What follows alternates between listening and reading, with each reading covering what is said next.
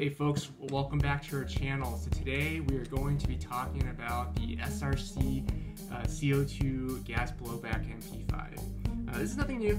Y'all seen this on the channel. As of today though, I've had this gun for about a little bit more than 2 years now. If you look back at my last video, I posted an initial review when I got the gun after a couple of months, and that was back in 2018, September. And through that time, I've put through about up to 5,000 rounds. You know, here are all the CO2 cartridges. You know, I kept all the containers. This is really the only gun that uses CO2 for the most part. I do have a couple more that I bought afterward that does use CO2. Those grenades, the Glock series. So those weren't the only ones that are consuming these CO2 cartridges in here. But for the most part, you can kind of count the number of rounds shot through this gun with those CO2 cartridges remaining. Now, as a conservative estimate, you know, I'm saying that each cartridge will go through about 60 rounds without any major problems. If they could do more, generally they'll go about up to 90 or so. The first 60, I think, will be pretty reasonable if you do bursts and semi-auto. That would give you a good amount to go through the 60 rounds with no problems. If you do full mag dumps on both 60, I don't think you're going to get the total 60. You might get about closer to the 50 range. So I am counting about 60 on each. On average, I get more than that, obviously. So these are not too bad of a magazine instead right there in gas efficiency. So with that, I've put through about 70 or so cartridges. So I think the math comes out to be close to, on a conservative side, about 480 or 4,800, close to, so I'm going to say about 5,000 rounds. And that's given me enough time to really give a full assessment of this gun. SRC, or if you're listening to this, and I hope you're listening to this right now, because I think y'all have a real good chance of becoming the standard MP5 maker in the market, in which it's a reasonably cost gun, and it's going to be affordable to everyone, and it's at a price where it's quality, where it's like, wow, that's pretty good for the money you pay. Back in 2000, I think it was 2008, 2009, I remember it was a big debate back then. You know, you were still in school and everything like that, and so I remember it was a debate between the UHC MP5 Springer and the HFC MP5 Springer, and there was this huge debate about which one you can get, which one's more expensive, or which one's better, right? They're both like $40, $45 at the time, and I remember UHC won out on top of the competition, right? Because it was just a better gun, right? So there can only be one. Nowadays, MP5s are still very hard to find, especially your gas-operated ones that look like the traditional MP5s, like this one right here. They're really hard to find. But there are a couple of major players out there, WE, VFC, and of course SRC right here. Now, the other two, you know, they are a little bit expensive. After shipping, they're all going to cost, they're really hard to find, so with shipping and everything, you're going to have to probably most likely get them overseas, and they're going to cost about $450 to get the final product. An SRC MP5 costs significantly less. It's about $280, $270, depending on when you get there. And then after shipping, it's going to cost you about a total of about $330, which is much more reasonable, I think. So I watched through, if we can keep that price range, and I'm talking to SRC right here, you guys, if you all can keep that range in that $330, $350 cost after shipping and everything like that, and make a couple more modifications that we'll talk about in this video, I think y'all are golden, and you'll be the gold standard in MP5s, and people will go to, that's like the household brand. And I'm really rooting for y'all, because I don't see a whole lot of SRC MP5s on the market right now. I don't see a lot of reviews on YouTube. I think I'm the only person who really does a review of this gun right here. So, all right, let's get into it. Before I did this review, I went through and watched my initial impressions of the MP5. So my own reviews I did 2 years ago. Both part 1, part 2, the initial review, unboxing, and then the part 1 and part 2 of the review where I compared this SRC MP5 to the WE MP5, which is this one right here. Now, I will say that most of my initial impressions are the same after the 2-year time frame as of today. I will highlight a couple things which have changed, and I think they need to be fixed in the next batch of MP5s if SRC is going to be a serious MP5 contender or player in the market and want people to really start buying their guns. These are the biggest things. I watched back to the original video of the shooting test when I did one between the SRC MP5 and the WE MP5. And again, groupings on this gun is excellent. It's consistent. The problem, though, is the sights are not calibrated or put on correctly. So when you're firing, if you're watching that initial video of the SRC versus WE, the sights are off. So when you're firing them, they will land in the same spot consistently, which is a good thing. But the sights are a little off, so they'll fire to the left and up to the left, basically. So you're aiming down the sight, and you're not going to hit your sight. It will land consistently in the wrong place, and so you can easily compensate for that. But I don't think you should have to do this. So make sure if you can fix the sight somehow, you know, make it so at least it shoots where it's aiming at on the ghost rings. That would be a huge thing. That needs to be addressed. The second thing is, I think a lot of folks, or myself included, really, the biggest thing I found is like the rear sight, it's just a little bit flimsy of a material. I just wish, you know, the slightest bump will cause it to turn, as you can see there. Whereas, remember the MP5 WE version, it doesn't have that major bump. It's a very tough sight here. It takes a lot of movement to move it, which is good because it doesn't accidentally get knocked into different apertures, basically. So if you can just make that a little bit more solid, you know, that would be fine. Unless it's going to kick up the price significantly, then don't do it. But I think this could be, it's not a deal breaker, but that could be improved upon. The sight thing, though, that needs to be fixed. You know, that you have to shoot, the gun needs to be where it needs to shoot.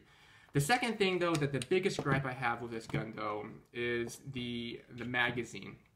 So this is the original magazine here. I kind of have the orange paint right there to indicate that this is the first one that I got with it. It worked fine initially, but then it had some major problems. It started leaking. It had a hard time putting in a new CO2 cartridge and keeping it sealed tightly. Now it's to the point where it's a waste if I put in a CO2 cartridge because everything will leak out. And I did a video earlier of how to fix it, but now something else is broken. Basically, the tube right here is just too loose, basically. So when you try to screw in a new tank, it just wobbles around a lot, and it basically will cause it to leak. And this part here is just very difficult to screw in. I don't know if it's been damaged or something like that. It's hard for me to say. But it's impossible to retain a sealed CO2 cartridge here. So this thing right here, unfortunately, is wasted. Fortunately, I did get a replacement magazine right here. I bought another one right here. This one's still holding up to today, so it's very good. So it gives me that about 60 to 90 round magazine capacity per CO2, per CO2 fill.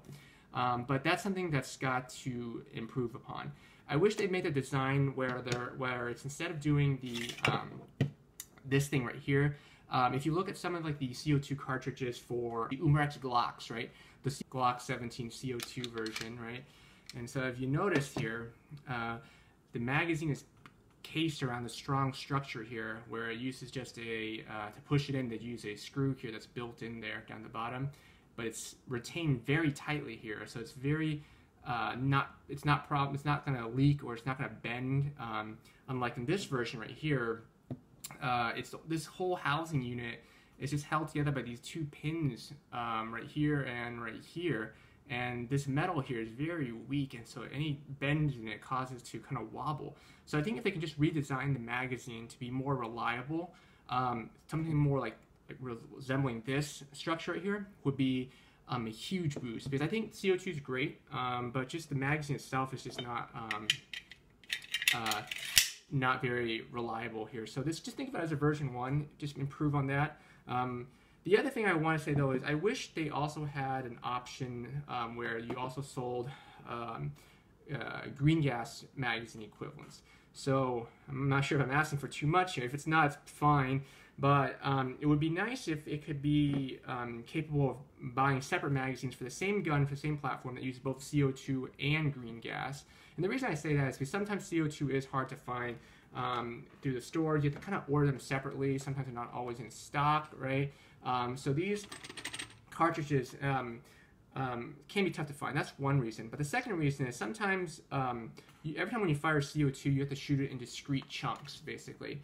So what I mean by that is, you know, after you got through about 30 rounds and you want to top off the magazine and go do something else, right? You don't want to waste all this gas, but you kind of don't, you know that you might not have enough to last you through whatever event you're going to go through, right? And so if it were green gas, you can just top it off again and you're ready to go, right? With this one, you kind of just have to like, well, let me just use what I've got left rather than dumping out all the gas, right? And that's just one minor issue. I think it's a little bit more inconvenient with CO2 sometimes, because again, you have to go through all those 60 rounds and then, you know, dump the gas, then cycle through a new CO2 cartridge instead of just being able to top it off. So that's just a minor thing, just a suggestion. It would be nice if we can have something like that, okay? The other thing is just from a cosmetic standpoint, I think SRC has done very well. You know, I love the serial numbers up here. I still cannot to this day confirm whether that is actually a unique serial number or not.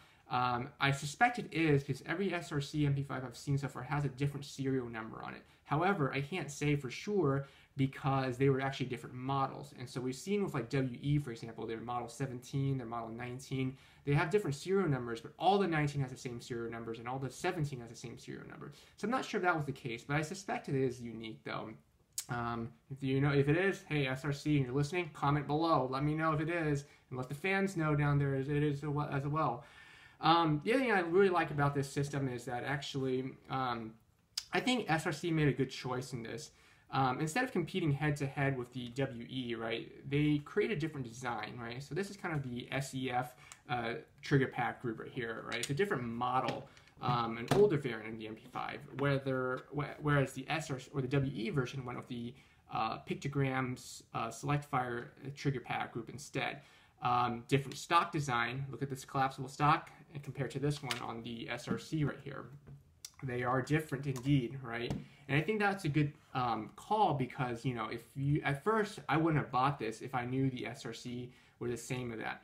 And because I don't know the quality of the SRC model. Now I could say though that I think they've done a good enough job that I think they could give us more options and make the collapsible stock version with the old school style stock, and with an option having the pictogram as well, for those who don't like this look but want the pictogram look.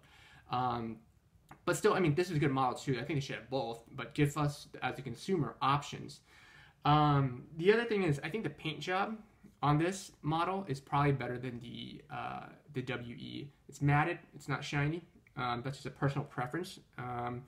Nothing to say the realism or not. Just personal opinion and preference.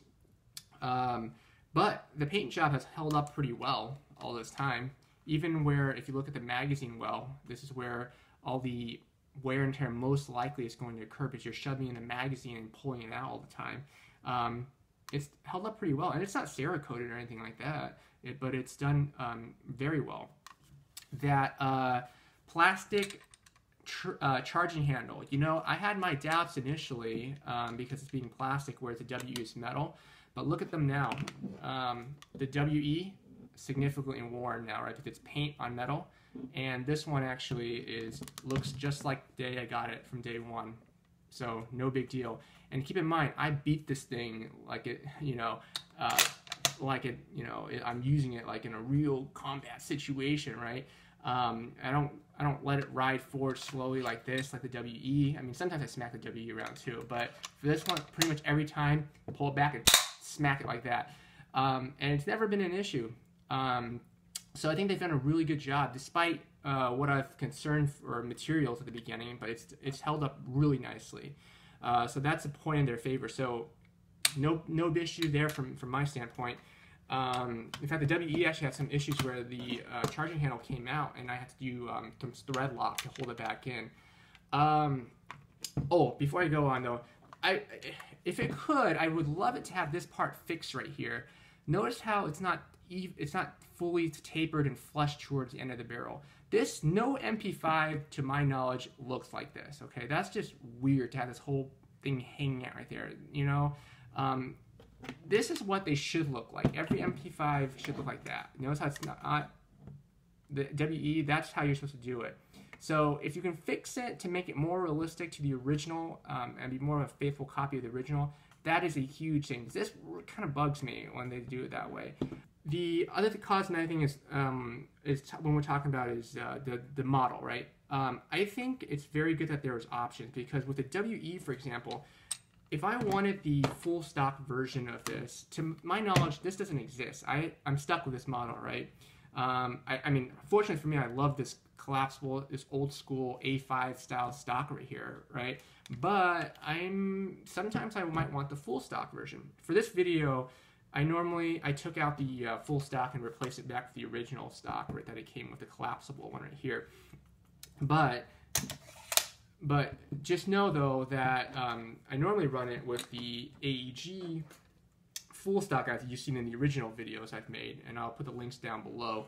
But it's nice to have that this is the stock that SRC makes that's compatible, so you can easily swap it out if you want to and have the full stock if you get tired of it, or if you just want a different, mission specific design or setup. And that's kind of the beauty of the MP5, right? It's super modular.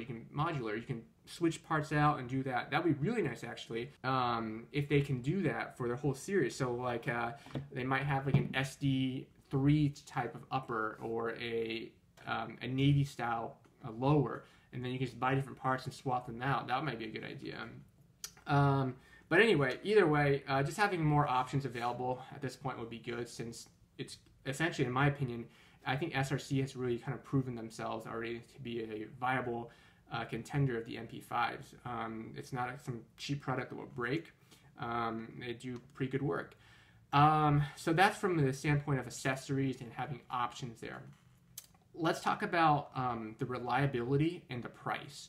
Again, the MP5 right here, this is going to, after shipping overseas for the most part, it's probably going to end up being around $330, less than $350, okay? And I think for that cost, that is a really reasonable for a gas blowback MP5.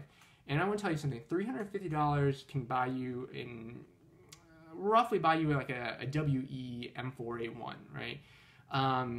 We kind of have a certain set expectations with those WEs already. We know what to expect. There might be some bolt reliability issue problems. There might be some last round lockback issues.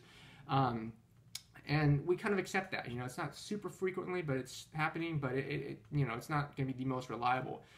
You've seen probably at this point in my Marui M4A1 gas blowback review that ZET system they used in their M4 series is super reliable. When it's out of rounds, that magazine, and you fire the last round, boom, that bolt will lock back. No questions asked. It's a super reliable system. You feed in a magazine and you load it, you can expect that to fire. There's no issues where you might have rounds just rolling out of the magazine because it's kind of misfeeding for some reason. Occasionally you'll get that with the WE MP5. Again, it's not a huge issue. Sometimes it does happen. It's like that way, where just rounds will roll out. And then the magazine itself, I cannot get the magazine to lock back on the WE at all.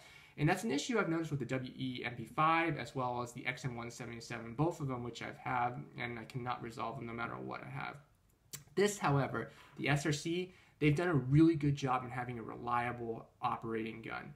So in the 5,000 or so rounds I've fired in this gun, I've not had a single malfunction. Think about that for a second, right? For $350, less than $350, you have a gun that's almost on par, and I say almost because I fired more rounds through my M4A1 in like the 6 months I've had it than I've had with like 2 years, right? So I can't really catch up with that far. Who knows? It might break soon. But the amount of rounds I fired, the 5,000 rounds I fired through this gun, it's never jammed on me. I've never had double feeding issues or issues feeding where the rounds might pop out and it's a dry fire the next shot. I've never had lockback issues. As soon as you're out of rounds, that last round you fire, the next round you pull the trigger, it'll be that H&K click, like that, right? Let's hear it, right? It'll sound like this. Very nice, right? So it's out of rounds. It won't keep dry firing, and it's never been an issue. So I think that's something that I think SRC has done a really good job in being consistent on, and reliability. So I think you can't ask for much more with that price range, other than the things I've recommended they change to make their next batch a little bit more just better, basically. And I don't think those are just major changes, right? The gun comes with sights, rear and front sights anyway. You can fix that, right? The magazine, you might need to redesign that a little bit, because these are not that great. But for the ones that do work, and if the magazines that do work, it's not too bad, right? I just wish there was more options, is what I'm asking for. But in terms of reliability, super, super well. Functionality, the other thing, is really important too, right? Like I mentioned in the initial reviews, and you can watch those first 2 videos, or 4 videos I have. I'll put the link at the bottom. Again, super reliable. You pull out the magazine, it operates just like the real steel, right? Magazine it's a double stack magazine, but it alternates the feed lifts, right? Left, right, left, right, left, right as it loads. Whereas the WE magazine, remember, it's double stacked, but it feeds up to 1 point. So it becomes single stacked at the end. That's not really how it really functions in reality, right? So this is a much more accurate representation of the gun. I think that's the biggest thing I wanted to mention after 2 years of using this gun. And keep in mind, I think I do keep good care of my guns. Now, I don't necessarily keep them, in my glass cases and stare at them, I do beat them around a little bit, and I do use them. I don't go to participate in skirmishes or anything like that, or use them in competitions, but I do kind of occasionally from time to time, use them. I put them on hard surfaces, I pick them up, This one's particularly, the charging handle, I'm kind of been pretty aggressive with it, and no issues here, noted so far. So I think those are some things that I think that make this gun really stand out, right? We know at this point, we know that from a shooting standpoint, it's really good. It's really reliable, and it hasn't broken on me. And we know from just a general parts management that nothing is, it's going to take some mild abuse and it'll be okay.